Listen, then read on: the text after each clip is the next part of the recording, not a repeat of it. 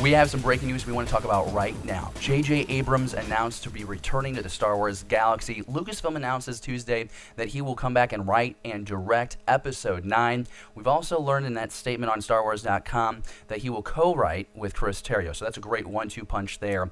And there is, of course, mixed reaction all across the internet, so we wanted to make sure that we got involved in the conversation. And gut reaction here, it makes sense for Disney and Lucasfilm to go this way. Think about it. J.J. Abrams in 2015 with The Force Awakens, that movie grossed $900 million domestically, more than $2 billion globally. That is an incredible success. That's the most domestically and the third highest internationally to date. That's incredible. It would make sense for you to bring him back at the end because you know how the majority of fans reacted to his work back in 2015. And there are some questions that, of course, a lot of fans have. I do want to share, though, a quote that was shared on StarWars.com in that announcement. It broke down the relationship between Abrams and Terrio working on the script. But in the statement, Kathleen Kennedy is quoted saying, "With The Force Awakens, J.J. delivered everything we could have possibly hoped for, and I am so excited that he is coming back to close out this trilogy," end quote. And that kind of just supports what I mentioned a little earlier with the numbers domestically and internationally. It was a great success. A lot of the fans loved that movie because what that movie did was kind of bring Star Wars storytelling back to its roots. Maybe called upon the beats of A New Hope a little too much for some fans' satisfaction, but the truth is the movie was very well received from the majority of the fan base and also brought in a lot of new fans. And a lot of new fans are thanks to characters like Rey and Finn and Poe, but then still bring back the original, the OG fans, right, with Luke and Han and Leia, even though we didn't get a whole lot of Luke. Now, there are some questions, though, that I have that came to mind immediately as I heard the news, read the news that JJ was selected. How will JJ Abrams direct a movie, write a movie that is in a world that he has been away from for 2 years, 2.5 years, with someone else at the helm? See, the great thing about being the first director on the trilogy scene is that you're able to introduce all these characters and you have the story, and then once Force Awakens end, where do these characters go? Where are they headed? Not his problem. Rian Johnson was tasked with figuring that out. So how does JJ come back at the end of Episode 8 and play with these characters that have gone on this journey that he wasn't directly involved in? How is he going to handle that? And I think I'm most curious about that because I think that prevents him from doing what some people attacked him for doing, which was going back too much to the original trilogy. I don't think this Episode 9 can have a lot of beats similar to Return of the Jedi.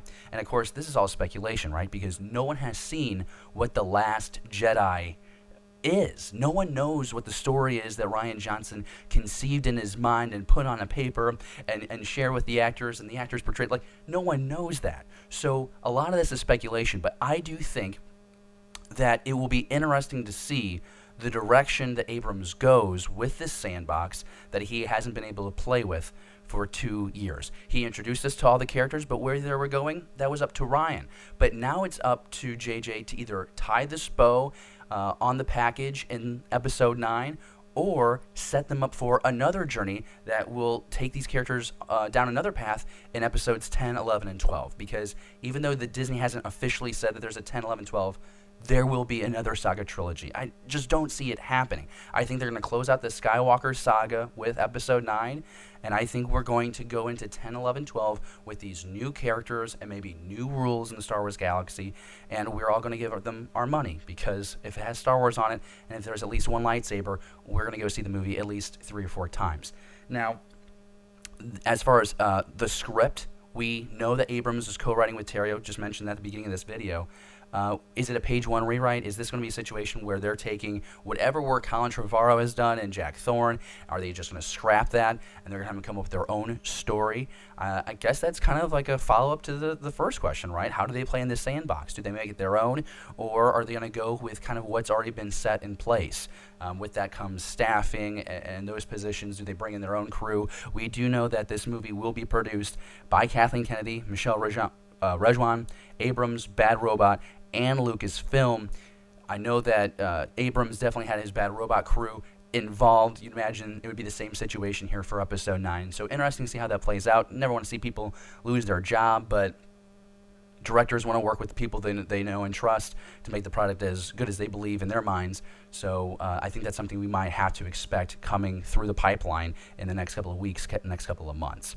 And then the last thing would just be the fan reaction, which going through Twitter, going through Facebook, I think a lot of people are calling it the safe bet. I'm going to be honest, when we were on this set this past week discussing who we thought should direct Episode 9, Abrams was barely mentioned. There were two names we didn't really mention. It was Abrams and George Lucas.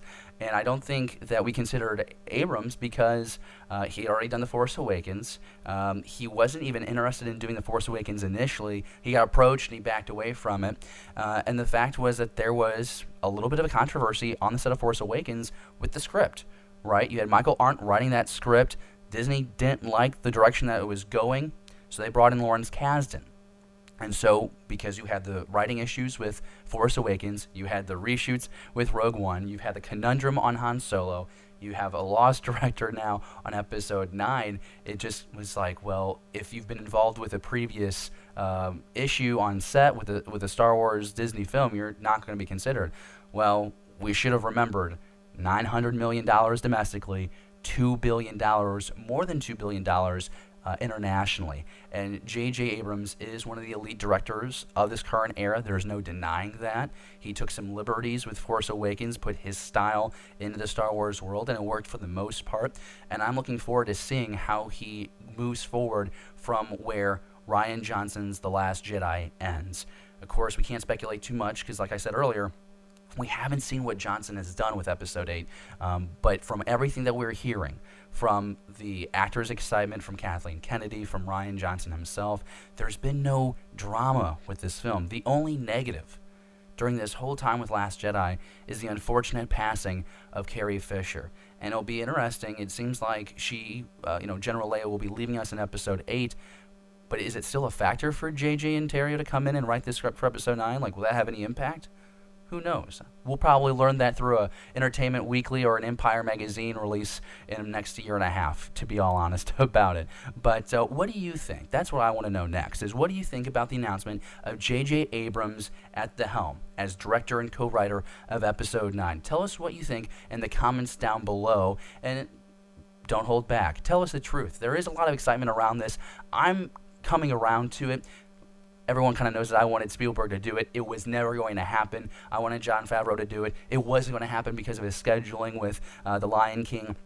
We thought about Ava DuVernay, but for some reasons it just didn't work out, and Disney wanted to ensure that Episode 9 went as smoothly and as successfully as possible, both with fans and at the box office, and it looks like they made the most logical sense, to use a phrase, most logical choice, I should say. I was trying to make a pun with Star Trek, right? Because J.J. Abrams did Star Trek too. Okay, that was a failed joke. Tell us what you think in the comments below, not of that joke, but of J.J. Abrams getting Episode 9, and we'll be sure to share your comments on this coming week full episode of Beyond the Blast Doors, Episode 17. Be sure you're on the lookout for that on iTunes, Google Play, Stitcher, and YouTube, and don't forget to find us on Facebook, Twitter, and Instagram. We'll see you soon. May the Force be with you.